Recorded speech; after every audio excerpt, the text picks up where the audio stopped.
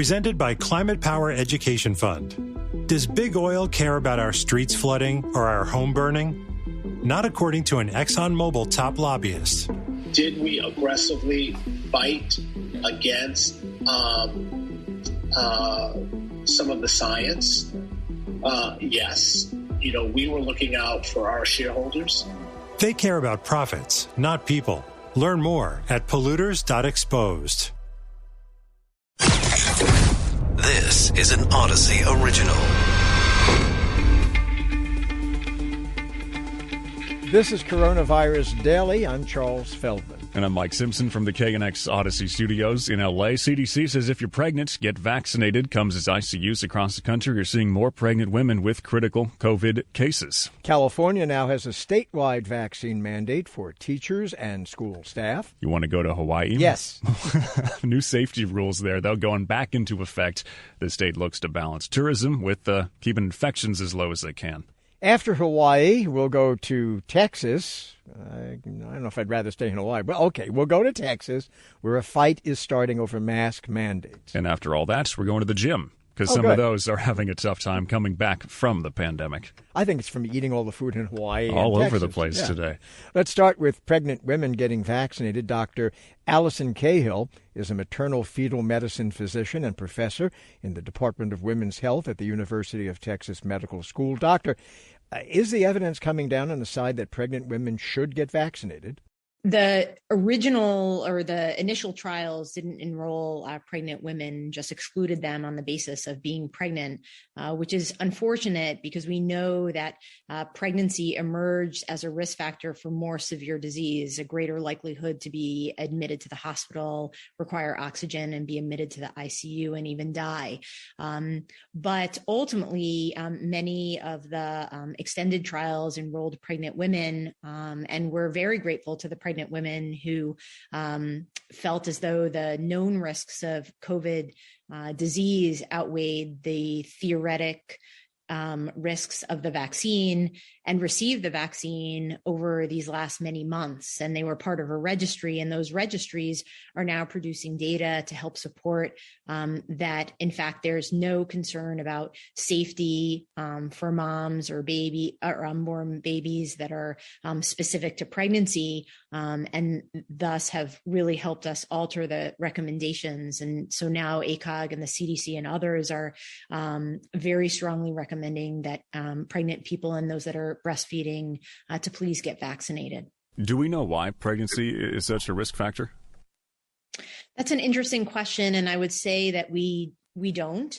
But similar to other viruses that we've seen before that particularly impact the respiratory system, such as strains of the flu itself, remembering the H1N1 strain days. There are changes that are specific to pregnancy that help a woman's body accommodate a healthy pregnancy that then perhaps make it vulnerable to some of these viruses that impact the respiratory system. But we probably won't know for some time why precisely. We do know, though, from the large studies that have been published now, that there does seem to be a consistent reporting that pregnant women compared to their non-pregnant peers are at increased risk for severe disease. Have you, in your own personal experience, found it a hard sell to get pregnant women to be vaccinated against COVID? Well, that's a complicated question, but I think that there is a lot of information being passed around by all the various ways that we acquire information these days. And some of it is quite good, and some of it, frankly, is quite incorrect. And that incorrect information, sometimes depending on the vehicle or who's speaking, can be quite powerful. And so I think depending on which patients are exposed to which, or which are from different cultural backgrounds or other types of different philosophies, may feel strongly against vaccination per se or against this vaccination.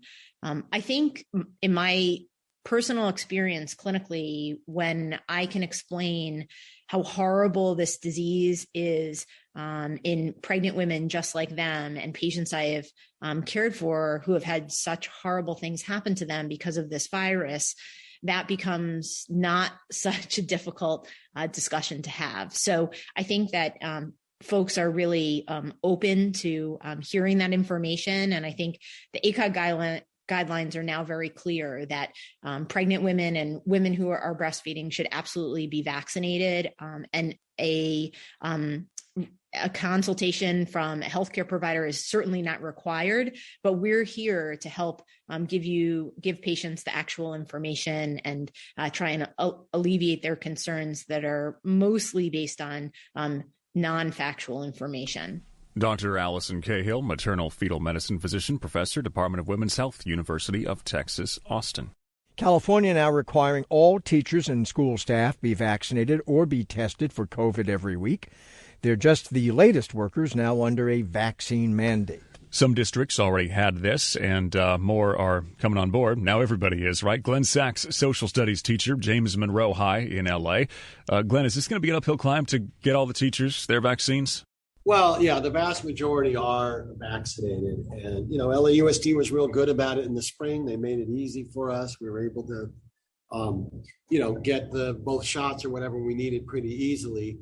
There are some people who object for religious reasons or for medical reasons. I don't know that the religious reasons are going to go very far, but, there are people with legitimate medical reasons. But, the vast majority of us are already vaccinated. And it's really not a problem because as teachers, we're used to that. It's a condition of employment. There's a whole battery of vaccines that we have to have before we can even be teachers.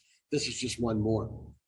And the testing scheme, how do we feel about that? The once a week enough to catch everything fast enough, or is that probably the best you can do? You can't test everybody every day. So what are you going to do at the end of the day, Yeah, I think it's about as good as you can do. They're going to be on campuses on specific days, the same day, every week. So you don't have to worry about that. You get a test and then your test runs out and you haven't got the next one. And they'll be dismissing classes to, everybody in whatever building now go over, get your tests. They've got it organized pretty well. And, I think it's about as good as you can do under the circumstances. There are some people who think that the sort of option of get vaccinated or get tested is kind of a cop-out, that unless you have, as you pointed out at the very beginning, a medical or a valid religious reason, it really should be not one or the other, but just one, get vaccinated. Yeah, and I can't even think of what a valid religious reason would be. To me, that's just superstition. Look, it's not like we're the first people taking this vaccine. We're not the guinea pigs. Hundreds of millions of people have already had it. And what Gavin Newsom just announced, for LAUSD, it's really irrelevant. Newsom says everybody has to either be vaccinated or get a regular COVID test. Everybody in LAUSD is going to be tested every week, whether you're staff and students, whether you're vaccinated or not. Did you see any pushback to the testing even if you're vaccinated? Because there was some out there wondering, well, why do we have to do this if we got our shots? And then people point to Delta and other spread, and it's just a very, let's be as safe as you can because we want the kids in class at the end of the day. We don't want them to go back home. Yeah, a couple months ago when it looked like the plague was going to be gone, maybe people would have thought more in the way you just described. But, now that it's come back with a vengeance, I can't imagine that there's a lot of opposition, at least within the schools, a lot of opposition to that. So what happens, everyone's back in the classroom, right? And as is bound to happen, and it's going to happen, somebody sneezes or coughs or they come in and their nose is running a little bit. And I'm talking about students and or teachers. How is this going to be manageable? Well, and you're saying they tested negative for COVID, but you think they might have it? Well, they tested negative or they're only doing it to Mike's point, they're not doing it every day. So you get tested on Monday, but somebody walks into the class on Friday and they're sneezing. Is there a game plan on what to do with the class? Yeah, there's a protocol for that when you're dealing with it with students and also with teachers. With teachers, again, they make it easy. They basically send you home and you get your full pay while you're home with COVID. Then as soon as you can come back, you come back. Glenn Sachs, social studies, James Monroe High. Close your eyes. Picture yourself on a beach in Hawaii. Pina colada right there. Oh, yeah. Oh, that sounds with the little umbrella. That's right. Yeah. Got to have the umbrella. Sounds nice. Sounds relaxing.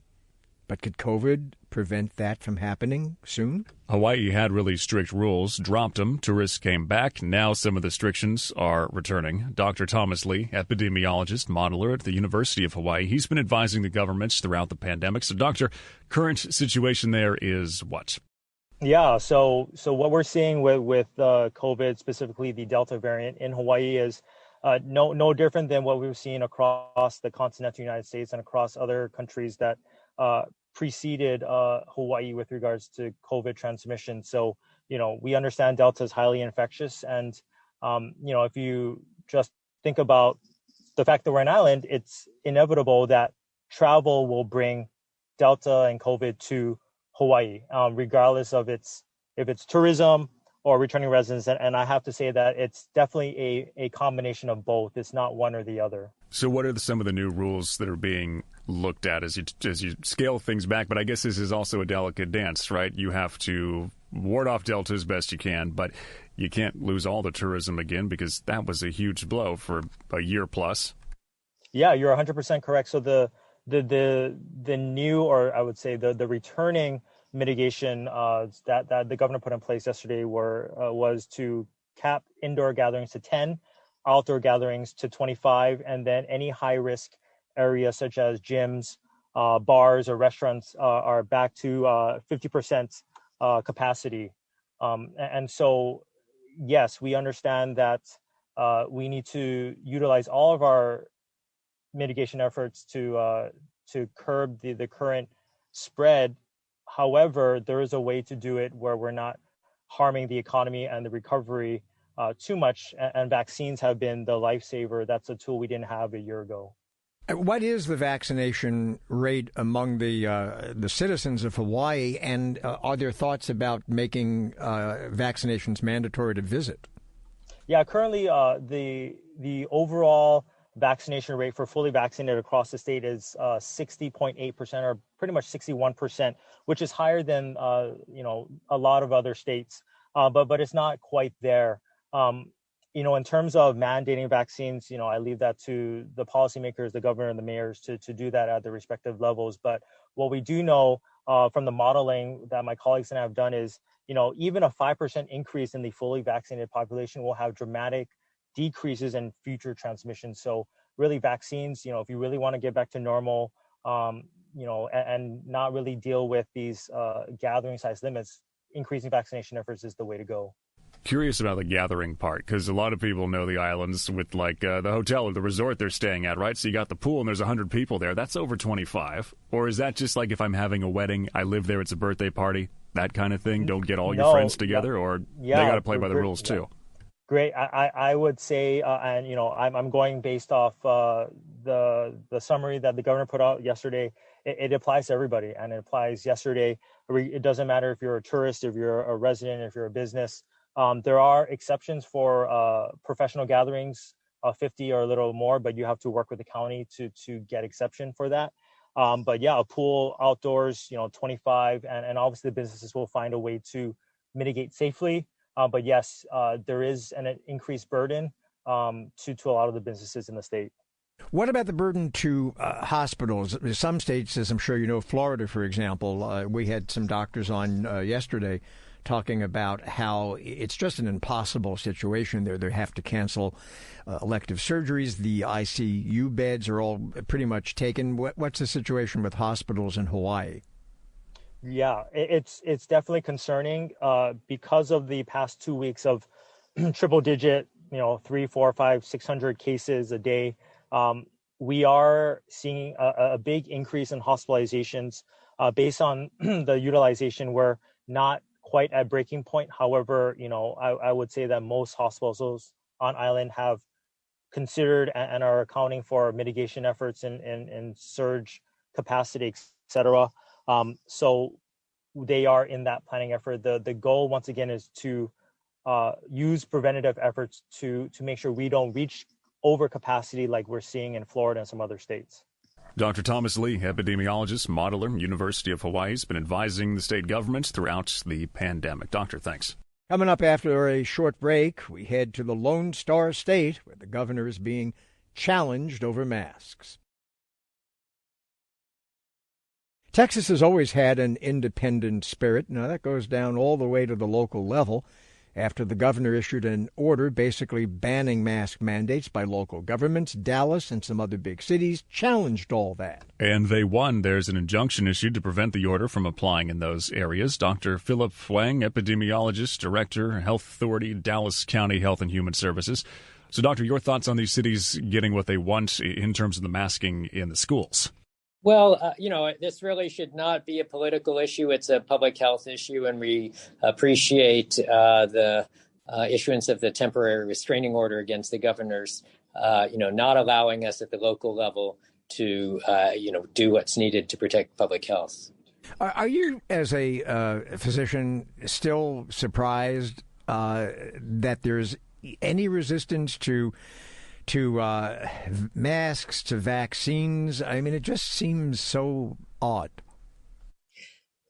I mean, I'm disappointed, unfortunately, given a lot of the climate now, the political climate and things. Unfortunately, I'm not that surprised. I mean, we're hearing, and we've seen how politicized this becomes. But then I'm, hearing more of these cases of the people who then have been taking these stands against it and then winding up in the hospital. I just talked to a physician over the weekend who was telling me about a patient that was, had to be being cared for and had to be intubated. And right before the intubation, screams out an expletive and said, "I should have taken the vaccine." And this is what we're hearing more and more.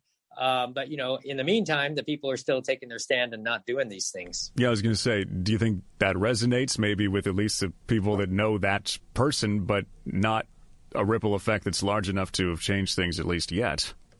Well, again, I think we're hearing more and more of these stories of people, that have been so vocally against it and then regretting that their actions and saying and recognizing they should have gotten the vaccine and they should be wearing the masks and doing all of these things.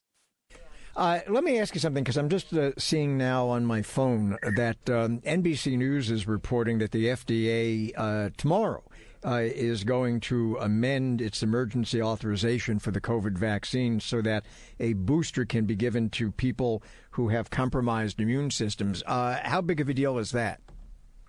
Well, definitely, for those persons, that will boost their the effectiveness of the vaccine for that population. Unfortunately, we're still working on, almost half the population that hasn't even gotten their first dose also. And that's largely what's fueling this, surge in cases that we're seeing, that we have so many people that haven't even gotten any doses of vaccine. Who would fall under that, do you think, the immunocompromised? Is this for people with transplants, cancer patients, this kind of treatment? Because you've also just got a subset of 65-plussers out there going, give me a third, hurry, give me one. And it's like, well, not yet, guys. Well, definitely those groups that you're talking about, those that are on immunosuppressive medications or with immunocompromising conditions.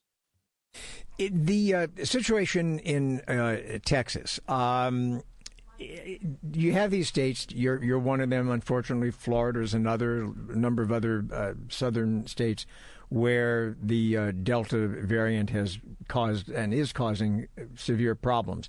Are you at all getting any signals that because of that, other variants perhaps of potential concern might be arising?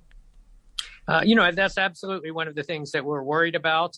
So we're continuing to monitor for that. At this point, we're still dealing with the Delta variant, and that's plenty. But we certainly hope we don't see that, but we're certainly concerned about that possibility. And that's why, again, it is a race, sort of getting everyone vaccinated, try to just slow the spread and prevent those variants from developing. In terms of the patients, we know there are more of them because we can see the caseload, but are they sicker? Do they stay longer? Are they younger? They're definitely younger is one of the things that we're seeing. What we've done a good job of is getting the over 65 vaccinated. So we've actually, seen this shift in the populations that are being hospitalized. They're in the younger age groups we're also seeing some more severe illness in some of these younger groups. Has anyone figured out yet whether or not the severity of COVID in younger people, is that because of some fundamental shift in the way the virus is actually, operating within the human body of younger people, or is it just because it's kind of a fluke of statistics? It certainly may be a numbers issue, and I think, we're still trying to learn. Every day we keep learning more about this virus and the variants. Dr. Philip Wang, epidemiologist, director of the Dallas County Health and Human Services Department, used to be at the CDC. Doctor, thanks. The pandemic and shutdown orders have been exceptionally rough on gyms. Many smaller gyms have had to shut down. They reopened, but then Delta have had people skipping the trips again. Where are we now with gyms? Samantha Lusk, owner-operator of Strange Strength and Conditioning, North Hollywood. Samantha, how have you been weathering the COVID storm as of late? Well, it's been a little bit of a roller coaster for sure because, as you just said, we were closed down for about 3 months when the whole city was locked down. Then we were open inside for about 2 weeks, and then we were sent outside for about a year. And then as things kind of started to get better, people are getting vaccinated, business definitely picked up. And we are still indoors, thank God, but obviously, the new Delta variant has made it a little bit more challenging in the last few weeks, for sure. Now, of course, a lot of people in the past year, not being able to go to gyms, found other ways of exercising outside in their own homes or apartments. Are you concerned that a number of those people may decide to keep that as a permanent arrangement? I think it's a combination of things. I think the good part about it is people realized how important physical fitness is. And I think a lot of people that did work out at home enjoyed it, but also were very relieved when the gyms opened back up because obviously it's really hard to motivate yourself when you're alone in your garage versus being at a gym with people and a coach. And, it's also hard to come up with your own workouts. And that's why gyms like mine exist, because people can kind of walk in and not have to think about it. I do think a small percentage of people will still kind of stay home and do their own thing, and we've definitely seen that. But by and large, I think people were really excited to get back, face to face. Do you think the Peloton crowd has been a problem for you guys? Because there's some people that they don't miss the routine. I got to get up early and the breakfast and then get the shake ready and then go to you guys and then shower and get to work. And, I can just ride the bike on my balcony or in my office. Right. Oh my gosh, the Peloton. I do. Yeah, people love it. I think that because my gym is a little bit different than like your average gym, we're a little bit more intense, functional fitness, a lot of barbell work, gymnastics, like kind of high skill. We don't always attract the Peloton crowd. So although I'm sure some of my members have them, it certainly doesn't replicate the intensity of the workouts that we offer here. I detect you are not a fan of Peloton. You are correct. I am not. I think that it was a kind of a brilliant idea, and obviously, they have thrived during the pandemic. But I just think there's more to life than a spin bike. What do you think is going to make people feel safer if they're still wary of the I'm going inside, everybody's breathing really hard, it's tightly packed? Is it more ventilation? Is it purifiers? Is it just time for case numbers to go down? Well, it's definitely a combination. So we're really lucky. We're in North Hollywood, but we're kind of close to the Burbank airport, and we have a big space. We have a big kind of hangar. So we have huge bay doors on either end and a very open floor plan with 20-foot ceilings, and we have like a big, huge fan. So like you said, we have a lot of ventilation, and because we are large, we're 6,000 square feet, we kind of have taped off like 12 by 10 squares on the floor. So when you're here, you kind of go into your area and you're separate, enough from the other athletes that it doesn't feel like people are so close to you. So we do that. We do temperature checks. People are masked. And then we sanitize. We have the members sanitize all the equipment after they use it. And as a result, we've had no issue with any sort of like case spreading throughout the gym. We've had some isolated cases, but nothing that affected the membership as a whole. Samantha Lusk, owner-operator, Strange Strength and Conditioning there in North Hollywood. Samantha, thanks. You're not supposed to get a vaccine booster shot right now. First, they're not approved. Second, no one is technically allowed to give you a third shot, even if you ask for it. But these things have not stopped it from happening. ABC News says the CDC estimates more than 1 million people who have received the Moderna or Pfizer vaccine have gone back for an unauthorized third booster shot. Florida is among the states reporting the highest number of people opting for a booster shot, followed by Ohio, California, Illinois, and Tennessee. Now, this could be an undercount because it doesn't include those who got the one-shot Johnson & Johnson vaccine and then went back to get another. It's unclear if people who got the booster did so because a doctor said it was okay. This is an Odyssey original. Find us and others on the Odyssey app, Apple Podcasts, Google Podcasts, and Stitcher.